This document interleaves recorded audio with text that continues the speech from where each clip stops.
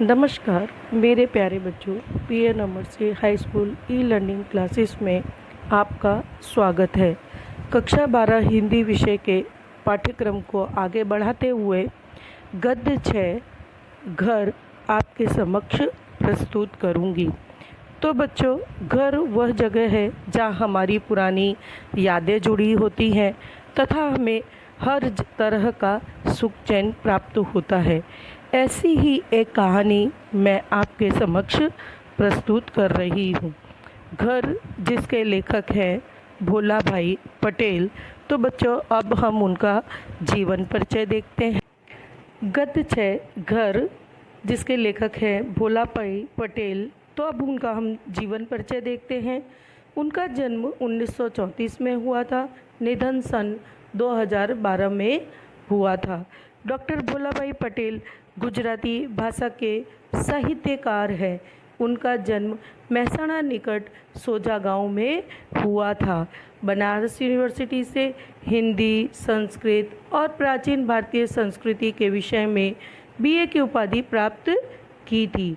Gujarat university में हिंदी विभाग में प्रोफेसर थे। डॉक्टर भोला भाई पटेल की मुख्य रचना में अधुना, विदिशा, कांचनजंगा, अज्ञे एक अध्ययन आदि है। उनको अनेक पुरस्कारों से सम्मानित किया गया है। गुजराती साहित्य सभा की ओर से रणजीत राम स्वर्ण चंदक, हिंदी साहित्य सेवी सम्मान का श्री स्वामी सच्चिदानंद सम्मान भारत सरकार ने पद्मश्री से सम्मानित किया है। यहाँ पर गद्य का साहित्य प्रकार है निबंध। प्रस्तुत निबंध में लेखक शहर में स्थायी होने से गांव के घर को बेच देने का विचार करते हैं। वह मिट्टी का घर उनके परिवार ने बड़ी मेहनत से बनाया था। घर बेचने से पहले सब भाई एक बार साथ रहने जाते हैं। लेखक की माँ पुरानी घटनाओं को याद करके रोने लगती है। अंत में घर न बेचने का निर्णय लेते हैं। घर केवल 4 दीवार और छप्पर वाला ही नहीं, बल्कि भावनाओं का प्रतीक होता है। तो बच्चों, ये हुआ लेखक का जीवन परिचय और साथ में शॉर्ट में सारांश उसका। अब गद्य का हम विस्तृत सारांश समझते हैं। गांव से शहर में स्थायी होने के बाद लगभग बंद रहने वाले अपने छोटे से गांव के पुश्तैनी, पुश्तैनी शब्द का अर्थ है कई पीढ़ियों से चला आ रहा घर। तो ऐसे पुश्तैनी घर को बेच देने का लेखक के मन में विचार आता है। जिस मोहल्ले में हमारा घर है, वहाँ के पुराने पड़ोसी अब शहर में रहने लगे। अब लेखक कह रहे हैं कि जिस एरिया में हमारा घर था, वहाँ भी सब लोग पड़ोसी जो थे वो शहर में जाकर बस गए थे। अधिकतर लोगों ने तो अपने पुराने घर बेच भी दिए थे। इसलिए शादी, मृत्यु जैसे अवसर पर या सामाजिक रिवाज के लिए या लंबी छुट्टियां बिताने के लिए वो गांव के घर में जाते थे, पर उन्हें बड़ा बेढंगा लगता था। नए पड़ोसी आ गए हैं, पर अब उनसे अभी इतना नाता नहीं बन पाया। वे हमें भी आगंतुक ही मानते थे, इसलिए उस घर को रखने का कोई आकर्षण का अर्थ है लगाव नहीं था। बंद रहने के कारण पुराना और घर जर्जरित होता जा रहा था। जर्जरित अथा कि वह दीवारों पर उनमें दरारें पड़ चुकी थी और बरसात के समय पर उसमें टीन में से, छप्पर में से पानी अंदर आ जाता था। घर की मुख्य दीवारें में दरार पड़ चुकी थी। खुले दालान में, आंगन में कचरे के ढेर लगे हुए थे। इसलिए बूढ़ी माँ की अनुमति अर्थात आज्ञा को लेकर घर बेच देने का विचार कर लिया। योग्य ग्राहक मिले, यानी उसका योग्य ग्राहक मिल जाएगा, तो उन्होंने वहाँ पर उनके एक जो मित्र गांव में रहते थे उनसे सिफारिश करके शहर चले आए। और फिर एक दिन ऑफ़र भी आ गया। ऑफ़र भी ठीक ठाक था।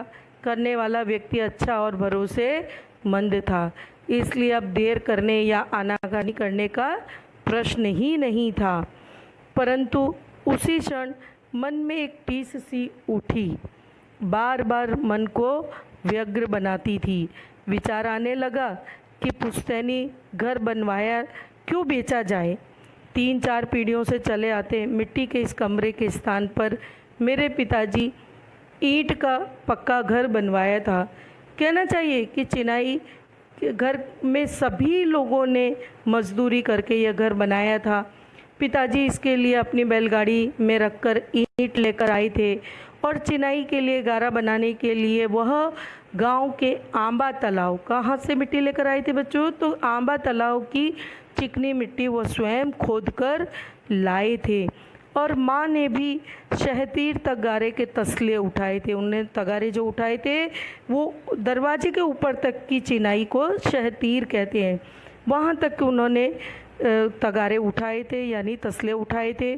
फिर शहर से अपने लड़कों के जब नए मकान बनने लगे तब उन्होंने क्या किया था, तो वेतनभोगी यानी पैसे देकर सुपरवाइजरों की देखरेख में मजदूरों द्वारा अपने मकान बनते देखे थे। मन में थोड़ा खुश होते, परंतु माँ पिताजी अनेक बार गांव के घर को कैसे उन्होंने स्वयं मेहनत करके बनाया था उस बात को लेकर वो भावुक हो जाया करते थे। इसी घर में ही हम सभी भाई बहनों का जन्म हुआ था। इतना ही नहीं, कमरे में हमारे दाम्पत्य यानी गृहस्थ जीवन का भी आरंभ हुआ था और उसी कमरे में हमारी संतानों के, यानी लेखक कह रहे हैं कि मेरा गृहस्थ जीवन भी यहीं से शुरू हुआ, इस घर से ही, और मेरे बच्चों का जन्म भी इस घर में ही हुआ था। जीवन में जो अच्छे बुरे प्रसंग आए वो उनका साक्षी यह गांव का घर ही है। घर के आंगन में कैसे खेलते थे, अब वो अपनी यादें बता रहे हैं कि कैसे वो उस घर में के आंगन में खेला करते थे। और एक दिन उस आंगन को पार करके वो गांव की स्कूल में गए। साथ में बाद में थोड़े दिनों बाद वह उस आंगन को पार करके पर गांव यानी दूसरे गांव में पढ़ने के लिए गए और एक दिन उस आंगन को पार करके वो शहर में जाकर बस गए। इस घर के आंगन में हमारी बहनों और भाइयों के विवाह के मंडप भी बंधे थे। यही बिरादरी वालों के साथ झगड़े और स्नेह मिलन भी हुए थे। यही पड़ोसियों के साथ ऊंची आवाज़ में बोला चाली और जाड़ों में अलाव के पास बैठकर मधुर विश्रह कथाएं भी हुई थी। इसी आंगन में हमारे परिवार के कुछ सदस्य भैंस, पड़िया, बैल, बछड़े बांधे जाते थे। यहाँ पर दुख सुख के सारे प्रसंग हुए थे। साथ साथ में वो बताते हैं कि इसी आंगन में उनके जो पशुएं थे वो भी बांधा करते थे। इसी घर के दालान में यानी आंगन में उनके दादा दादी की मृत्यु के समय उन्हें गोबर से उस आंगन को लीप करके उनको सुला करके उनकी पूजाएं की गई थी। और कुछ वर्ष पहले उनके पिताजी भी इसी दालान में सुलाया गया था, अर्थात उनकी मृत्यु भी इसी आंगन में हुई थी। इसी हमारे घर के दोनों ओर दूसरे घर हैं। एक घर में हमारे एकदम निकट के साथी का घर है, वह भी बंद है। मेरा मित्र रोजी रोटी कमाने देश के अनेक स्थलों में घूमने के बाद पत्नी की मृत्यु पर वह अब अहमदाबाद में रहता है। यानी उनका जो मित्र था वो भी देश विदेश घूम करके उसकी पत्नी की मृत्यु के बाद वो अहमदाबाद में जाकर बस गया।